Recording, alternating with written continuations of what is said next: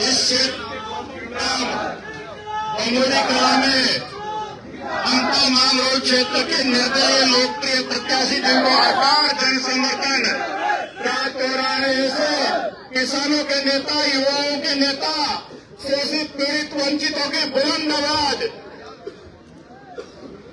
नरेश मीणा जी हम सबके बीच में मौजूद है। आप जोरदार करतल ध्वनि और इंकलाब जिंदाबाद के नारे के साथ भाई साहब का स्वागत करें। इंकलाब मैं हर जगह, क्योंकि इसको 25 साल हो गए हमें इसको।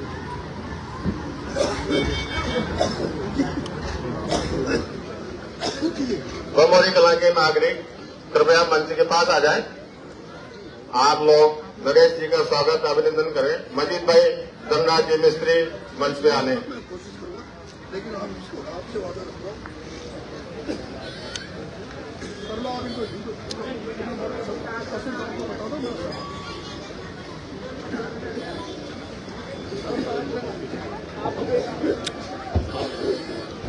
इनसे बात कर लो। नरेंद्र जी भाटी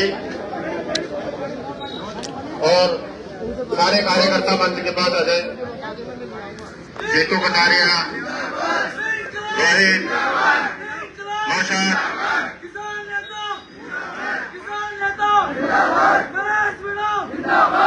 मजीद भाई आ जाए। आज सुनने को मंच पे धनराज मिस्त्री,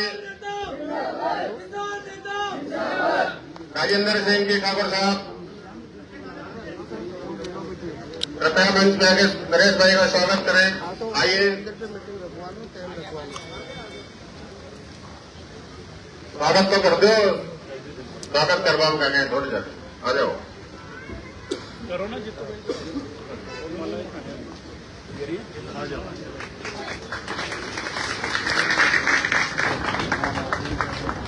नौशाद अली जी आए और भाई साहब का स्वागत करें। जीतू कटारिया जी, राहुल मीणा, राजा किराना स्टोर, तेज सिंह जी बलावत, आसाराम जी हरिजन, बनवारी जी प्रजापति, रोहित नागर जी, रोहित योगी जी, राजा अली जी, मुकेश नागर जी, राम नरेश मीणा जी, भुवनेश मीणा जी, महावीर बेरवा जी, सभी कार्यकर्ता सर्व समाज के या हमारे बंधु यहाँ उपस्थित है। सभी सर्व समाज के प्रतिनिधि के रूप में एक एक कार्यकर्ता आ जाएंगे और हमारे लोकप्रिय नेता जननायक नरेश भाई का स्वागत सम्मान करेंगे। आज इस बंगोली कला गांव में नरेश भाई का दोबारा आगमन हुआ है। पूर्व में देर रात्रि को नरेश भाई यहाँ पर आए थे, तो अधिकतर गांव वालों का आग्रह था एक बार पुनः नरेश भाई इस गांव में पधारे और हम सबको संबोधित करें।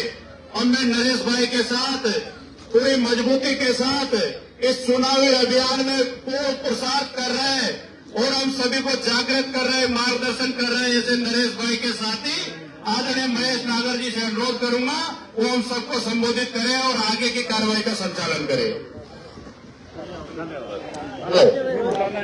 हेलो, मैं नारा लगाऊंगा, आप सभी को नारा लगाना है। इंकलाब जिंदाबाद, जिंदाबाद, जिंदाबाद, इंकलाब जिंदाबाद, जिंदाबाद, जिंदाबाद। गाड़ी में है सर केशव जी।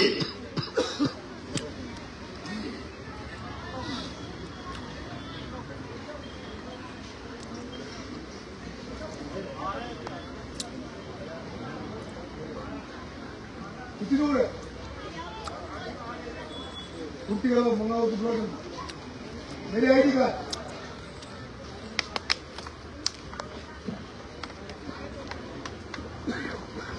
इंकलाब जिंदाबाद, जिंदाबाद, जिंदाबाद। जब तक किसी रोहित को बुला लो। रोहित आप बोलो। सभी भाइयों से निवेदन है कि 11 तारीख को तरीके से अपना मतदान करना है, किसी के बहकावे में नहीं आना और किसानों की ताकत बनेंगे हमारे नरेश भाई। और मैं आपको ये विश्वास दिलाता हूं, जितने भी बम्बोरी में अधूरे काम है या जितने भी जैसे रोड लाइट है, अपने सिंह द्वारे बम्बोरी में आने के पहले आपको लगे कि ये बम्बोरी कला है तो बम्बोरी में घुसे। और दूसरी बात, गौशाला का काम पूरा हम आपको आश्वासन दिलाते हैं कि पूरा होगा। दूसरा, लाल भाई के जो मंदिर में कुछ समस्याएं हैं उसको भी हम पूरा करने की कोशिश करेंगे। और आप सभी को कब कर पाएंगे भाई साहब, जब आप 14 तारीख को 9 नंबर के बटन पे, गन्ने के निशान पे बटन दबा के जब इन भाई साहब का समर्थन करेंगे ना, जब कर पाएंगे। अगर औरों का किया तो हो गए काम, दो काम कौन करेगा, काम कौन करेगा, तो किसका साथ देना है, हमको किसका साथ देना है, पूरे काम को किसका साथ देना है। धन्यवाद। अब मैं आपके बम्बोरी के बेटे हाड़ौती में प्रतिष्ठित धाकड़ समाज से आने वाले किसान नेता, वर्षों से निडर होकर बिना डरे लोगों की सेवा करने वाले भाई साहब महेश जी नागर साहब से निवेदन करूंगा जो आपको संबोधित करें। धन्यवाद नरेश भाई। आज की जनसभा में पधारे हुए सभी लोग और मेरे प्यारे ग्रामवासियों, मैं आपके ही बीच का हूं। हेलो, मेरी जन्मभूमि है, इसी भूमि पर मेरा जन्म हुआ है और इसी भूमि पर मैं कर्म भी कर रहा हूं। आपकी तरह मैं भी किसान का ही बेटा हूं और खेती कर रहा हूं। मैं देखता हूं कि हमारे किसानों की क्या क्या समस्या है, हम किन किन चीजों से लड़ते हैं और दिन रात सर्दी गर्मी बरसात हम सामना करते हैं। इन सब चीजों को देखते हुए मैं मेरे सभी ग्रामवासियों के श्री चरणों में नमन करके ये निवेदन करता हूं कि ऐसा मौका हमें बार बार नहीं मिलेगा। ऐसा मौका जब हमें ईश्वर ने प्रदान किया है, हमने भारतीय जनता पार्टी की सरकार देखते हैं, कांग्रेस की सरकार देखते हैं, सत्ताएं बदलती हुई देखते हैं, लेकिन व्यवस्थाएं नहीं बदलती है। आपसे पूछना चाहता हूं, मेरे से ज्यादा आप भी इस चीज से वाकिफ हैं, सत्ताएं बदल रही है या व्यवस्थाएं बदल रही है क्या? आप चाहे कांग्रेस का शासन हो चाहे बीजेपी का शासन हो, आपको पटवारी को पैसे देने ही देने हैं। खाद के कट्टे के साथ मेरी जेब में 300 रुपए है, लेकिन अटैचमेंट भी 300 रुपए का साथ में लगेगा, तो मैं 300 रुपए इधर उधर से उधार लूंगा और खाद की व्यवस्था करूंगा, मेरी खेती को खड़ी कर दूंगा। ऐसी ही व्यवस्थाएं चल रही है। थाने में जाना पड़े वहां पैसा देना है, बिजली डिपार्टमेंट में जाना है वहां पैसा देना है, कहीं भी चले जाओ आप।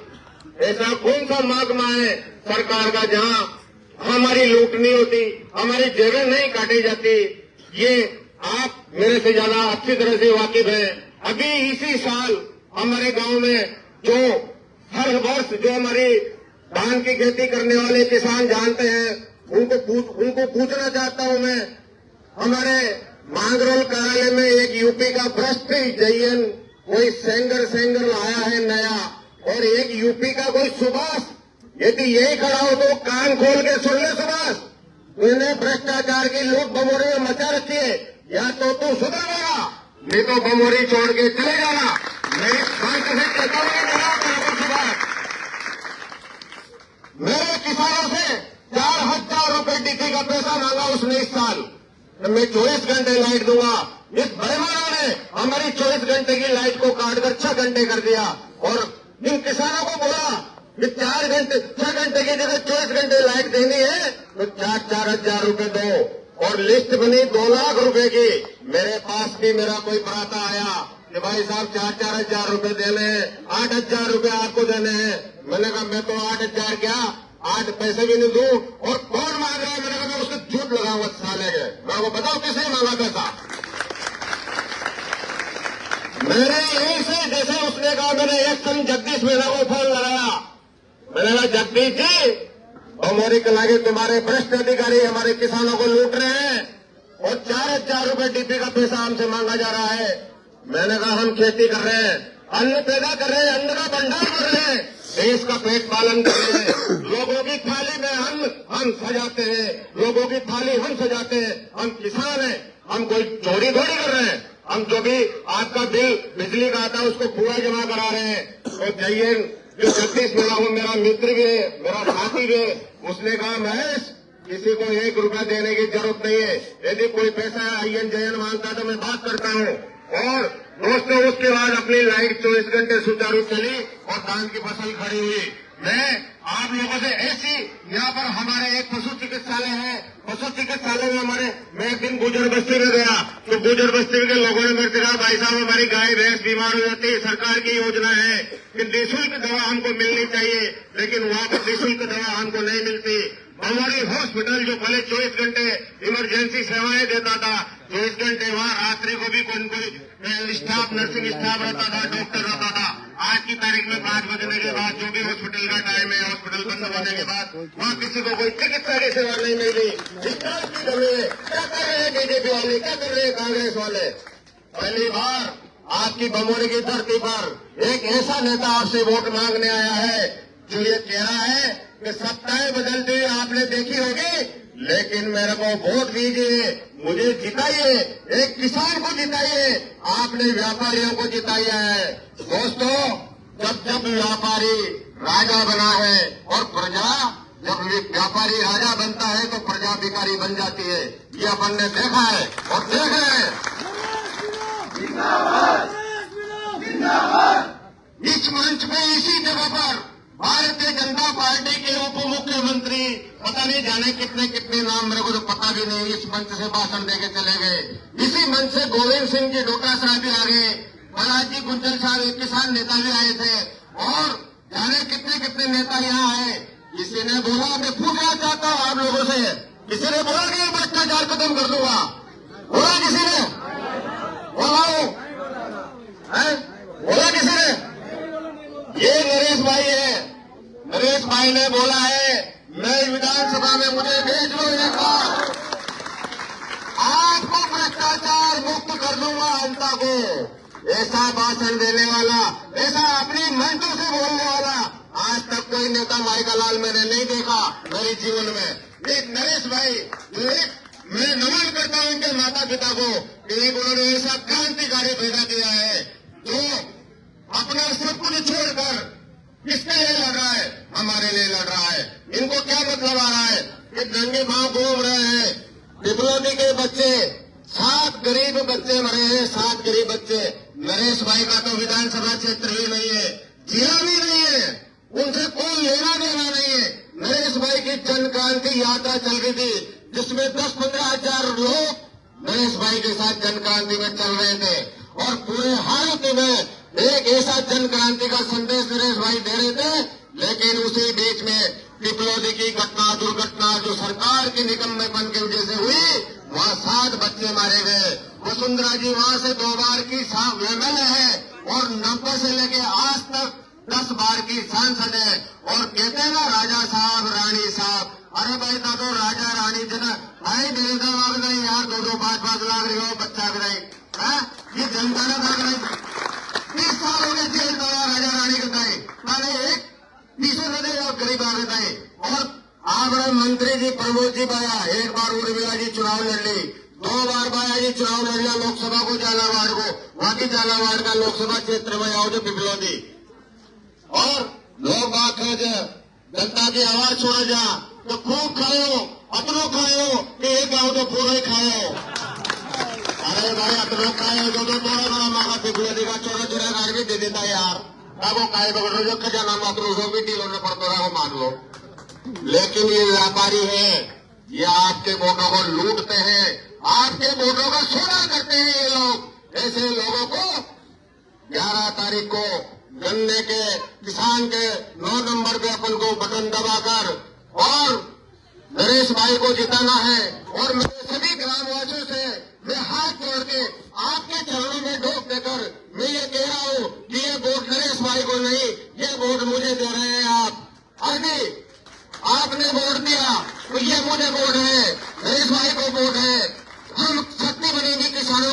हम किसानों के लिए लड़ेंगे। आप चिंता न करें, नरेश भाई की जीत के बाद आपके सारे दुख दर्द किसानों को खेती के। और नरेश भाई ने तो यह भी बोला है कि जब यदि मैं चुनाव जीत भी जाऊं, हार भी जाऊं, उस कंडीशन में आचार संहिता खत्म होने के बाद सरकार ने हमारे मांगरोल तहसील को करावे में नहीं माना है।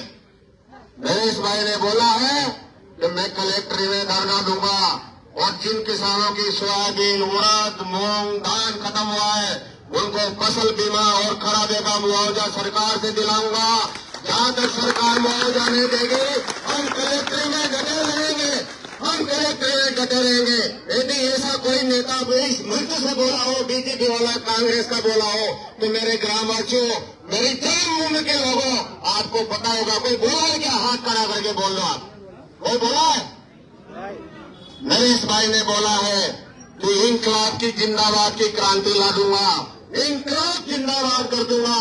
उस भगत सिंह का नाम जो जनता भूलने जा रही थी, नरेश भाई ने जन जन में भगत सिंह का संदेश दिया है, इंकलाब का नारा दिया है।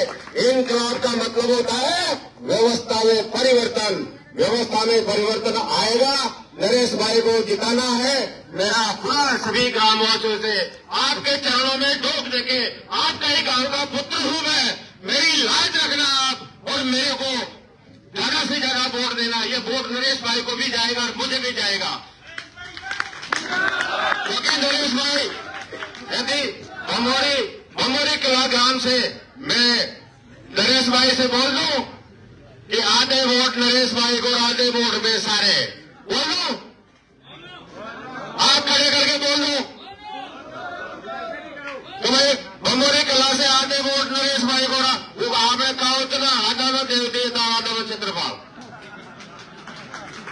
तो नरेश भाई, भमोरी कला की जनता आपको भारी मतदान करके आपको विजय श्री दिलाने वाली है। ऐसा मैं इन गांववासियों की ओर से आपको आश्वस्त करता हूं। धन्यवाद। जय हिंद, जय भारत। इंकलाब जिंदाबाद, इंकलाब जिंदाबाद। अब जिनका आपको इंतजार था, नरेश भाई पहले भी आगे ऐसी कर दिया पूरी लाइन। लेकिन उस दिन रात्रि बहुत हो गई थी, तो लोगों ने मेरे से कहा कि भाई साहब एक बार नरेश जी को दिन में बुलाओ, हम लोग मिलना चाहते हैं, देखना चाहते हैं, उनको सुनना चाहते हैं। आप लोगों की आवाज पर नरेश भाई आज फिर दूसरी बार इतने व्यस्ततम समय में आपके बीच में आया है और आपको संबोधित करेंगे। नरेश भाई, धन्यवाद। राम राम साहब, भमोरी कला के बुजुर्गों,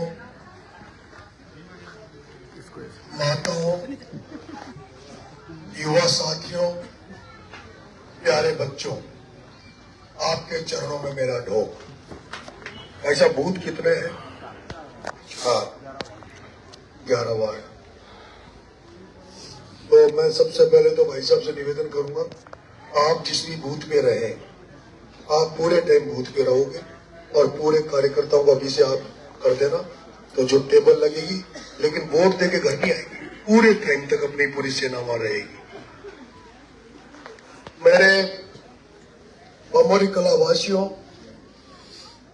मैं इससे पहले जब आया था तो रात को 3-4 बज रही थी और बहुत सारी संख्या में लोग इंतजार करके चले गए थे। उसके लिए लोगों को जो परेशानी हुई उस दिन, उसके लिए मैं माफी चाहता हूं। और अभी 3:30 बज गए होंगे, 3:30 बज गए। ये मेरी इस चुनाव की अंतिम सभा है, क्योंकि 5 बजे के बाद चुनाव बंद हो जाएगा, माइक और मंच पर बंद हो जाएगा और उसके बाद केवल हम लोग अकेले जनसंपर्क कर पाएंगे। इसलिए इस अंतिम जनसभा में, भमोरी कला की सभा में, मैं आपसे समर्थन मांगने आया हूं, आशीर्वाद मांगने आया हूं, वोट मांगने आया हूं। और मुझे उम्मीद है जिस तरह से भाई साहब महेश जी ने आपको अपनी बात रखी, मुझे उम्मीद है आप एक बार तो अपनी आत्मा की आवाज को सुनकर, क्योंकि वर्षों से कांग्रेस बीजेपी को वोट देते आ रहे हो, और अगर आपको ये लगता है कि उनको वोट देने के बाद आपका हर काम हुआ है, आपके बीच में कोई समस्या नहीं रही, तब तो मैं आपको जबरदस्ती नहीं करूंगा, आप बीजेपी को, कांग्रेस को वोट देना। लेकिन अगर आपको ये लगता है कि हमारा हॉस्पिटल में अव्यवस्था है, जिस तरह की भाई साहब ने बताई, जिस तरह का भ्रष्टाचार यहाँ फैला हुआ है और जिस तरह की हालत में राजनीति है, जिस तरह से किसानों को फसल बीमा का पैसा के लिए इंतजार करना पड़ रहा है, जिस तरह से किसानों को खाद की लाइनों में लगना पड़ रहा है, जिस तरह से आप मांगरोल से बाहर आ जाते हो, सड़क टूटी पड़ी है, आप पूरी फसलों को बेच के बाहर आ जाते हो। अगर वही जो मांगरोल में इतनी अच्छी मंडी बनी हुई है, अगर उसी में धान की मंडी खोल दी जाए तो आपका डीजल भी बचेगा और आपका समय भी बचेगा। इसलिए अब यह सोचना है कि आपने जो अब तक वोट दिया है, अगर वो वोट आपका काम आता तो शायद ये समस्याएं नजर नहीं आती। लेकिन मुझे तो लगता है कि वो वोट जो आपका गया है, वो कीमती वोट जो आज के युग में राजा बनाता है। एक समय था जब राजा बनने के लिए युद्ध होते थे, एक दूसरे पर तोप गोले लेकर आक्रमण किए जाते थे, लोगों की हत्याएं की जाती थी, लोगों को मारा जाता था, तब जाकर राज मिलता था। लेकिन आज तो राज इस अंगूठे से मिलता है, एक बटन दबाने से राज बनता है। और यह आपको सोचना है कि अब तक आपने कई चुनाव में वोट दिया होगा, कई बार आपने राजा बनाए होंगे, लेकिन जिनको आपने राजा बनाया, क्या उन राजाओं ने आपके साथ न्याय किया या नहीं किया? क्या उन राजाओं ने आपके दुख दर्द को कम करने का काम किया या नहीं किया? उन राजाओं ने आपकी समस्याओं को कम करने का काम किया या नहीं किया? इन बात का चिंतन करना पड़ेगा।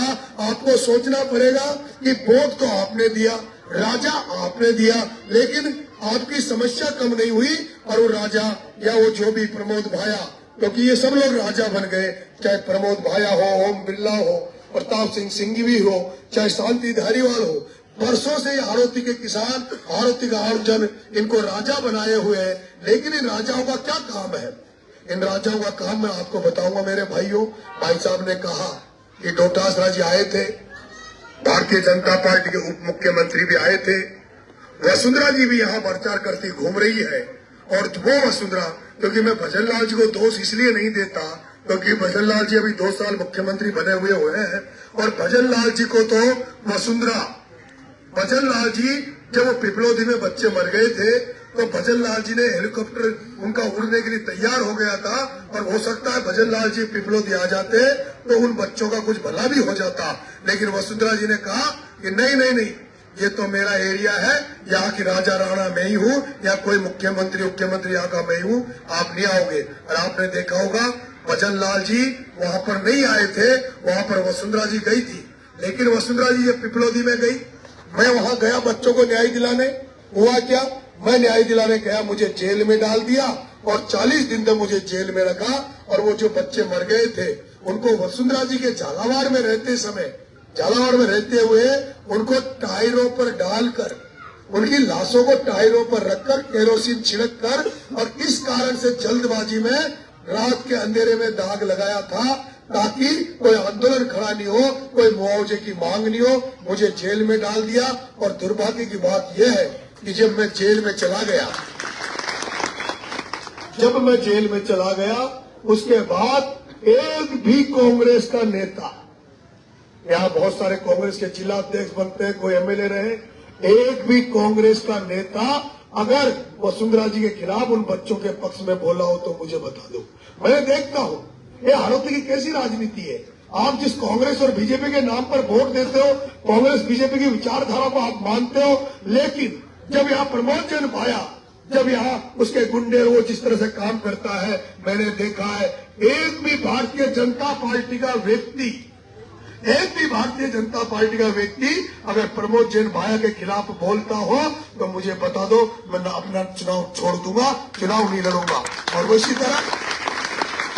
तरह आप झालावाड़ में चले जाओ, एक भी व्यक्ति वसुंधरा जी के खिलाफ चुनाव में कांग्रेस वाला बोलता हो तो मुझे बता दो। इनका जो गठबंधन है, इनका गठजोड़ है, आप लोग कांग्रेस बीजेपी के नाम पर इनको वोट तो देते हो, लेकिन ये आपके वोट के प्रति ईमानदार नहीं है, ये पार्टी के प्रति ईमानदार नहीं है।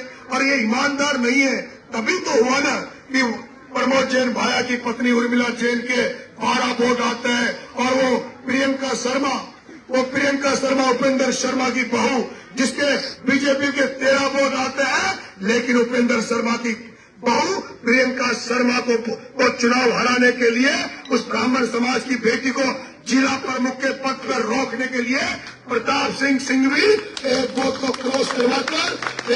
क्रॉस करवाकर और उर्मिला जैन को दे देता है। ये गठजोड़ है, ये गठबंधन है।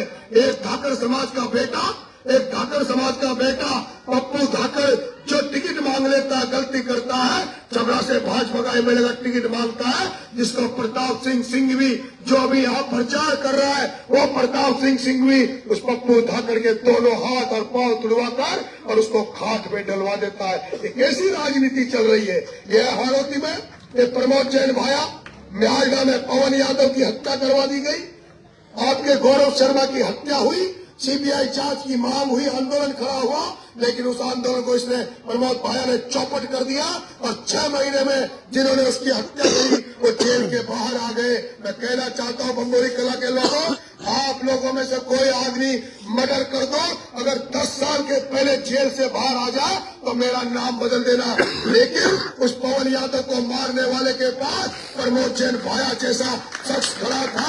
उस गौरव शर्मा को मारने वाले लोगों के साथ प्रमोद जैन भाया का आशीर्वाद खड़ा था। और आप हो सकता है आप ये सोचो कि ये मीणा का छोरा है, नरेश मीणा समाज इसके बनने के बाद गलत करेगा। मैं आपसे कहना चाहता हूँ, मेरे पास मीणा समाज का एक भी गलत आदमी आपको मंच पर नजर आ रहा हो तो बता दो, पूरे चुनाव में एक भी गलत आदमी नरेश के साथ नहीं है। जितने लोग गलत थे, जितने बदमाश थे, वो सब आपको प्रमोद जैन भाया के कैंप में मिलेंगे, प्रमोद जैन भाया का प्रचार करते हुए नजर आएंगे। मेरे भाइयों ठाकर साहब से मैं कहना चाहता हूं, जो ठाकर साहब मुझे माला पहनाने मंच पर नहीं आए, मैं कहना चाहता हूं उस ठाकर साहब से कि ये प्रमोद जैन भाया वही व्यक्ति था जिसने इस हाड़ौती के सबसे ईमानदार जिन्होंने सिद्धांतों की राजनीति की, जिन्होंने हाड़ौती में ईमानदारी का परचम पूरे राजस्थान में फहराया। उस भरत सिंह कुंदनपुर की गाड़ी को तोड़ने वाला ये प्रमोद जैन भाया था। इससे बदला लेने का समय, इसकी जमानत जब्त करने का समय, वो ब्राह्मण समाज जिस गौरव शर्मा की हत्या करी, उस ब्राह्मण समाज से कहूंगा बदला लेने का समय। यादव समाज से कहूंगा जो पवन यादव के हत्यारे जो आज बाहर घूम रहे, एक जेल जी गए, उनसे कहूंगा यादव समाज वाला बदला लेने का समय है। वो परचय सोनी और शीशवाड़ी का परिचय सोनी जिसकी 6 साल पहले हत्या हुई और उसके हत्यारे आज दिन तक जेल नहीं गए क्योंकि प्रमोद जैन भाया का आशीर्वाद था। प्रमोद जैन भाया ने बदमाशों को जेल नहीं जाने दिया। और ठाकर साहब से मैं कहना चाहता हूँ, तुम्हारे राजपूत समाज का सबसे बड़ा कोटा दरबार, हम भी उस कोटा दरबार के परिवार में हैं। मेरे पिताजी, मेरे दादाजी भी पटेल रहे, कोटा दरबार को मानते उस परिवार से जुड़े रहे। कोटा दरबार की बेइज्जती किसने की? किसने कोटा दरबार के गढ़ के ऊपर पत्थर फेंके? पूरा हाड़ौती का व्यक्ति कोटा दरबार पर विश्वास करता है, उनका साथ खड़ा, लेकिन उस कोटा दरबार इजराज सिंह के गढ़ पर पत्थर फेंकवाने वाला वो शांति धारीवाल जो प्रमोद जैन भाया का ग्रुप का आदमी है, प्रमोद जैन भाया का आदमी है। मैं कहना चाहता हूँ कितने लोगों की हत्या करवा दी गई, कितने लोगों को मरवा दिया गया। एक किसान का बेटा प्रहलाद गुंजल जो बीजेपी में था, मैं बीजेपी के लोगों से कहना चाहता हूँ, बीजेपी वालों, क्या तुम्हें प्रहलाद गुंजल जैसा कोई बीजेपी का कार्यकर्ता मिल सकता है क्या, जो ललित किशोर चतुर्वेदी का चेला रहा है, जो ललित किशोर चतुर्वेदी की तरह फालता था? उस प्रहलाद गुंजल की हत्या किसने की? उस प्रहलाद गुंजल को राजनीति में किसने रोका? उस धारीवाल ने, ओम बिरला ने उस प्रहलाद गुंजल को हराने का काम किया, तो बीजेपी ने हराने का काम किया। और वो व्यक्ति परेशान होकर, जब उसका बिरला ने टिकट काट दिया, परेशान होकर कांग्रेस में आया, तो कांग्रेस में उसका टिकट काटने का काम इसी धारीवाल ने, उसको कांग्रेस से हराने का काम इस धारीवाल ने, इस ओम बिरला ने, इस प्रमोद जैन भाया ने और इस अशोक चांदना ने।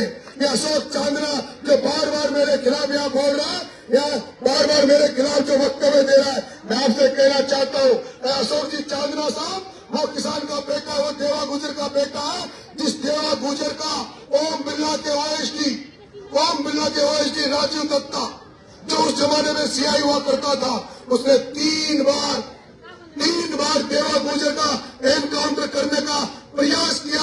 वो तो प्रहलाद गुंजल था, देवधनी का देव महाराज का वंशज, वो बगरावत वीर था प्रहलाद गुंजल। जब देवा गुजर को पुलिस ने पूरी तरफ से गांव को घेर लिया था, वो प्रहलाद गुंजल अपनी अल्टो गाड़ी लेकर गया और देवा गुजर को गाड़ी में बिठाकर और उसको पुलिस के बीच से निकाल कर लाया। उस प्रहलाद गुंजल को हराने वाला वो अशोक चांद्रा जो सचिन पायलट संकट में था, जो सचिन पायलट को जरूरत थी, हमारे मीणा विधायक तो सचिन पायलट का साथ दे रहे थे, सचिन पायलट के साथ नरेश मीणा खड़ा था। तब ये अशोक चांद्रा जो अशोक गहलोत की गोदी में बैठा था, इसको मंत्रिमंडल मिल जाए, इसका मंत्रिमंडल मिल जाए। ये अशोक चांद्रा और वो डोटासरा, मैं इनको कोई इसलिए गलती से किसानों के घर में पैदा हो गए, ये कई और मामला है, गड़बड़ मामला है। अगर ये किसान होते तो नरेश मीणा को, इस किसान के बेटे को हराने के लिए ये यहाँ नहीं घूमते। ये प्रमोद जैन भाया जैसे व्यापारियों को टिकट देकर उसको जिताने के लिए ये जो यहाँ घूम रहे हैं, ये किसानों की औलादे नहीं है। ये ना तो डोटासरा किसान का औलाद है और ना ये अशोक चांद्रा किसान की औलाद है। अशोक चांद्रा तो वो है, वो अशोक चांद्रा, अरे जिसको देवा गुजर जी ने पैसा कमा के दिया, जिसके खाने चल रही है 100, 200, 500 करोड़ का यह अशोक चांद्रा, जिसको गुजर समाज की बेटी शादी करने के लिए भी नहीं मिली। अगर एक गुजर समाज की बेटी से शादी कर लेता तो एक गुजर समाज का परिवार और मजबूत हो जाता, लेकिन इसको तो शादी करने के लिए भी इसने गुजर समाज को नहीं देखा, जो आज यहाँ गुजर समाज को बहलाना फुसलाना चाहता है। नरेश मीणा तो वह गुजर समाज के लोगों बगड़ाओ तो जब सचिन पायलट को चुट पड़ी तो नरेश मीणा की मां ने खून दिया, नरेश मीणा की पत्नी ने खून दिया। नरेश मीणा वो शख्स है जिसने 12 की धरती पर खून से सचिन पायलट को जन्मदिन पर तोला। ये नरेश मीणा वो शख्स है, ये नरेश मीणा वो शख्स है, ये नरेश मीणा वो शख्स है जिस ओम बिरला के मारे पत्ता नहीं हिलता, कोटा बूंदे को बर्बाद कर दिया और मुझे ऑफर दिया कि नरेश मीणा गुंजल को छोड़ दे, हमारे साथ आजा, लाल बत्ती देंगे, पैसे की कमी नहीं आएगी, सब कुछ कारोबार चलवा देंगे। लेकिन मैंने कहा देवनाथ भगवान का वंशज प्रहलाद गुंजल, जिसको तुम मिलकर अब तक मारते आए हो, अब हम उस किसान के बेटे को अकेला नहीं होने देंगे, अकेला नहीं पड़ने देंगे, उसको मरने नहीं देंगे। और इसलिए इस नरेश मीणा ने सुन ले चांद्रा, सुन ले डोटासरा, ये वो नरेश मीणा है। तुम तो चांद्रा जी, आपने तो धरना दिया और धरने में केस लग गया, 40 आदमी जेल चले गए और ये खुद छुप गया। अगर तू मर्द था, तू दमदार था, तो चाहता ना 40 लोगों जो किसान जेल गए थे, तू भी जेल जाता तो मानते चांद्रा तू किसानों का हितैषी है। अशोक चांद्रा उस 40 लोगों के जेल जाने के बाद इसको लगा कि अब तो मैं धरना प्रदर्शन नहीं कर सकता, मैं पेड़ की कसम खा रहा हूँ, किसी को शक और शुबा हो तो कोटा के गुजरों से पूछ लेना। ये डर के मारे उस राजीव दत्ता को, आज देवा गुजर जी जहाँ भी उनकी आत्मा होगी, आज वो कितना देवा गुजर का नाम था, और देवा गुजर सोच रहा होगा मैंने कैसी औलाद पैदा कर दी, जो राजीव दत्ता जो उसको देवा गुजर को मारना चाहता था। अभी कुछ दिन पहले ये अशोक चांद्रा दिल्ली जाकर और ओम बिरला और उस राजीव दत्ता के पैर पकड़ के आया और उनसे कह के आया साहब मैं आंदोलन करूंगा, मेरे केस नहीं होना चाहिए। और यही कारण इसने अभी फिर दोबारा आंदोलन किया तो इस पर एक भी रिपोर्ट दर्ज नहीं करी, इसने बैरिकेडिंग भी तोड़ी, फिर भी मुकदमा दर्ज नहीं हुआ, क्योंकि बिरला जी का साथ मिल गया। और आज तक कहना चाहता हूँ, मैं कसम खा रहा हूँ, क्यों बिरला यहाँ प्रचार करने बीजेपी का नहीं आ रहा, वचन ला आ रहा है, वसुंधरा आ रही है, बिरला यहाँ प्रचार करने क्यों नहीं आ रहा, हीरालाल नागर यहाँ प्रचार करने क्यों नहीं आ रहा, क्योंकि हीरालाल नागर वो ओम बिरला का है। हीरालाल जी नागर और ओम बिरला प्रमोद जैन भाया का खुला साथ दे रहे हैं। वो इसलिए पता लगता है कि हीरालाल जी नागर का जो प्रिय है मनोज शर्मा, वो भाया का काम देख रहा है, और बिरला का जो पार्टनर है बजरी में वो नीलेश करिया, वो प्रमोद जैन भाया के साथ खड़ा है। इसलिए साबित हो जाता है कि वो चुनाव भाया नहीं लड़ा, ओम बिरला चुनाव लड़ रहा है। ओम बिरला, मैं कहना चाहता हूँ मेरे किसान कहना चाहता हूं, कल हनुमान जी बेनीवाल आए, कल रातुल प्रधान जी आए, कल राजेंद्र सिंह गुडा है। राजेंद्र गुडा कौन है पता है आपको? एक प्रजापति एक कुमार के गद्दा मर गया था लाइट से चिपक कर, गधा मर गया। राजेंद्र गुडा ने ठेले पे गधा डाला, ठेले पे गधा डाला और गधे को लेकर अय्यर के ऑफिस में चले गए। अय्यर को कह दिया इस गधे का मुआवजा मिलो। अरे हमारे यहाँ 4 किसान मर गए, कोई बिजली गिरने से मर जाता है, कोई बरसात में बादलों से बिजली गिरती है उसमें मर जाता है, बिजली के चपकने से मर जाता है, कोई सांप के काटने से मर जाता है। किसी किसान को जो 5 लाख रुपए सरकार देती है, किसी किसान को 1 रुपया मिला हो, किसी नेता ने, प्रमोद चंद भाया ने, वसुंधरा ने, इन बीजेपी कांग्रेस वालों ने किसी के लिए धरना दिया हो तो मुझे पता तो आज दिन तक कोई धरना दिया हो तो मैं आपसे कहना चाहता हूँ, वो राजेंद्र गुडा, जिस राजेंद्र गुडा ने एक गधा जिसकी 3,000 रुपए रेट होगी उसको 60,000 रुपए मुआवजा दिया है। 60।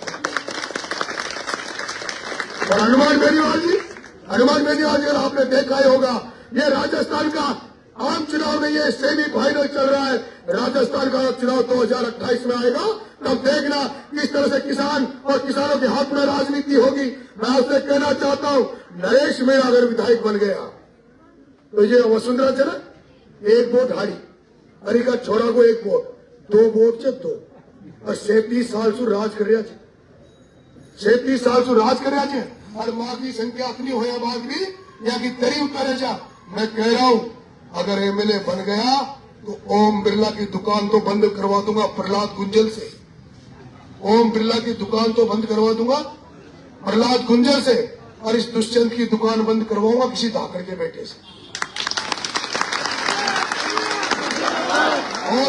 और बम्बोरी कला वालों, जिस महेश जी नागर ने मेरे लिए भीख मांगी है ना आपसे, मैं कोई भगवान की दया से नरेश मीणा भी छोटा मोटा नहीं, 30-35 सीट ऐसी है जहां जिधर से निकलूंगा ना उधर ही साफ कर दूंगा और जिसका हाथ ऊंचा करूंगा उसी को बना दूंगा। ये महेश जी नागर जो खड़े हैं, महेश जी नागर भाई साहब खड़े हैं ना, तुम ये मत सोचना सरपंच भड़पंच जिला पर इतना बड़ा बना दूंगा भाई साहब को, पूरा समाज पूरे लोग, जैसे आज नरेश अपने लिए वोट मांग रहा है ना, आज नरेश अपने लिए वोट मांग रहा है ना नंगे नंगे, ऐसे एक दिन महेश जी भाई साहब के लिए अपनी जान लगा दूंगा, जान तुम्हारे बेटे के लिए अपनी जान लगा दूंगा। जैसे गुज्जर साहब के लिए जान लगाई, ऐसे महेश जी को जब जरूरत पड़ेगी तो नरेश मीणा भी खुली जान लगा देगा। और मेरे भाइयों ये चुनाव साधारण चुनाव नहीं, उस बीजेपी के लोगों से पूछो, वो ठाकर साहब को दिया, वो कांग्रेस वालों से पूछो, डोटासरा से पूछो, वसुंधरा से पूछो कि तुम 2 बार की मुख्यमंत्री रही, तुम 2 बार की मुख्यमंत्री रही, तुम 10 बार से सांसद है, तुम में से कितने लोग हाथ खड़े करो जो फसल बीमा का पैसा चाहते हो, फसल बीमा का जो पैसा किसानों को दिलवाना चाहते हो, हाथ खड़े करो। सारे लोग चाहते हो ना, तो यह बताओ एमएलए बने हो जाए वसुंधरा बनी जाए। वसुंधरा 2 बार की मुख्यमंत्री रही है, 2 बार की मुख्यमंत्री, भारतीय जनता पार्टी की डबल इंजन की सरकार, भारतीय जनता पार्टी की डबल इंजन की सरकार, और उसके बाद भी बरसात की फसलें चौपट होने के बाद अगर किसानों को फसल बीमा का पैसा नहीं मिला तो वसुंधरा जी आपको कोई हक नहीं है कि इनसे वोट मांगो। आपके मांग रोड से लेकर 12 की सड़क खुद ही पड़ी है, और वसुंधरा जी आप अगर 2.5 साल में सड़क नहीं बनाई तो आप आगे भी क्या बनाओगी। इसलिए इनसे सवाल जवाब करो मेरे किसान भाइयों, सवाल जवाब करो। उस प्रमोद जैन भाया को कोई वोट देगा तो वही वोट देगा जो भ्रष्टाचार में लिप्त होगा। और मुझे भाई महेश जी ने बताया, मुझे अभी एक भ्रष्टाचार का मामला उजागर हुआ, मैं हर मंच में कह रहा हूं भ्रष्टाचार को जड़ से उखाड़ फेंकूंगा, भ्रष्टाचार को जड़ से उखाड़ फेंकूंगा। और उसके साथ साथ मैंने ये भी कहा कि अगर कोई नहीं सुधरेगा, कोई अधिकारी कितना ही बड़ा हो नहीं सुधरेगा, तो नरेश मीणा उसका काला मुंह करके गधे पे बिठा के उस भ्रष्ट अधिकारी की मंजूरी निकालेगा। अब मैं महेश जी वादा कर रहा हूं आपसे, और मेरे सोशल मीडिया के माध्यम से राजस्थान के ऊर्जा सेक्रेटरी मेरी बात को सुन ले, कोटा भाड़ा के चीफ इंजीनियर सुन ले, भाड़ा के एडिशनल चीफ विद्युत विभाग सुन ले। 14 तारीख को अगर नरेश मीणा जीत गया ना तो उसके नाम सुभाष सिंगर को 14 तारीख के बाद वो सेंगर जयन हो, एंगर हो, और वो सुभाष, मैं कह रहा हूं बिजली डिपार्टमेंट के अधिकारियों, 14 तारीख को नरेश मीणा जीत गया तो सबसे पहले उस जयन को बम्बोरी कला में आकर काला मुंह करके ओयल से और गधे पे बिठाकर इसी बम्बोरी में बम्बोरी निकाली। ये वादा है मेरा वादा, ये उस नरेश मीणा का वादा है जिसने समरावता में छोटे कलेक्टर के थप्पड़ जड़ा था और वो थप्पड़ की हाथ पूरे हिंदुस्तान में बम्बोरी वालों ने भी उस थप्पड़ की हाथ सुनी होगी। ये वो नरेश मीणा वादा कर रहा है, ये नरेश मीणा वो नरेश मीणा तुमसे वादा कर रहा है जिसने पिपलोदी में बच्चों को न्याय दिलाने के लिए 40 दिन जेल में रहने के बाद भी जब उनको न्याय नहीं मिला तो एक अन्न का दाना पेट में नहीं जाने दिया और 15 दिन तक भूखा रहकर उन बच्चों के परिजनों को न्याय दिलाया। 1 करोड़ की एफडी कराई, सरकार से चिकित्सा की नौकरी दिलाई और वो नरेश मीणा तुमसे वादा कर रहा है 14 तारीख के बाद वो लाइनमैन सुभाष और वो सिंगर जयन शुरुआत श्री गणेश बम्बोरी से कर देते तो शुरुआत सब लोग ये बताओ सहमत हो? क्योंकि भ्रष्टाचारी है ना, हाथ करेगा कौन कौन इसको भ्रष्टाचारी मानते हैं? सारे लोग पैसे खाता नहीं लोगे। अच्छा पैसा वापिस दिया नहीं दिया? नहीं दिया, एक को पैसे दिलाने की गारंटी है, वो अभी दे देगा, हाथ में दे देगा। और सिंगर सुनना चाहिए 2 लाख का ब्याज सहित तुझे देना पड़ेगा। जो तूने डीपीओ के नाम में 2 लाख रुपए लिए, वो 2 लाख रुपए ब्याज सहित 4-4 हजार का जो ब्याज हुआ वो तुझे देना पड़ेगा। सिंगर सुनना कान खोल के, और इस हारोती की धरती पर तुझे नहीं रहने दूंगा। भाग जाना यहाँ से, भाग जाना यहाँ से। भ्रष्टाचारियों को नरेश मीणा अंता की धरती पर नहीं रहने देगा, चाहे वो थानेदार हो, चाहे तहसीलदार हो, चाहे हो, चाहे कोई भी हो। और जो ईमानदार अधिकारी रहेंगे, जो ईमानदार कर्मचारी रहेंगे, उनका सम्मान बढ़ाएंगे, उनका बड़े मंच से उनकी वाहवाही करेंगे। नरेश मीणा एमएलए मीटिंग करेगा, कहेगा ये तुम्हारा थानेदार ईमानदार है, ये तुम्हारा तहसीलदार ईमानदार है। क्योंकि जो ईमानदार होंगे वो जनता अपने आप कह देती है। भ्रष्टाचारी का सबको पता रहता है। आज के बाद मुझे एमएलए बना दो, नरेश मीणा को केवल 2.5 साल के लिए एमएलए बना दो। मैं नहीं कह रहा तुम मुझे 5 साल बाद, 2.5 साल बाद मुझे मौका देना, मैं तो केवल 2.5 साल के लिए मौका मांग रहा हूं। ये राजस्थान देश की ऐसी विधानसभा होगी जहां किसी आम जन से, किसी सरकारी दफ्तर में या किसी सरपंच या कहीं सीओ ऑफिस में, पंचायत समिति ऑफिसों में कोई दलाली के नाम पर, रिश्वत के नाम पर चवन्नी नहीं लेगा। और जब 1-2 का मुंडा काला हो जाओगा तो न तो नौकरी करवाना होगा बेईमान को, नौकरी लगेगा। क्या तुम मेरी मदद करोगे? मम्मा यार मदद करेंगे? एक बात दो ना, हाथ खड़ा करो जो मेरी मदद करेंगे, वोट देंगे मुझे। सारे लोग दोगे? मैं भीख मांग रहा हूं, मैं भीख मांग रहा हूं। अंतिम चुनाव की अंतिम सभा है, वो बड़ा साहब से निवेदन करूंगा, आप भी आशीर्वाद दे दो। बड़ा साहब कहाँ है? क्या नहीं आ जाओ आगे, बड़ा साहब आगे।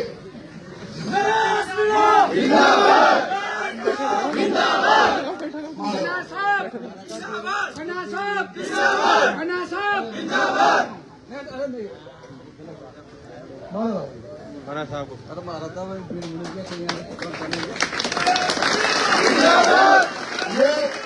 ये परमाचल भाई की हार, परमाचल भाई की हार, परमाचल भाई की जमानत तक आदरणीय भरत सिंह जी कुंदनपुर को सच्ची श्रद्धांजलि होगी।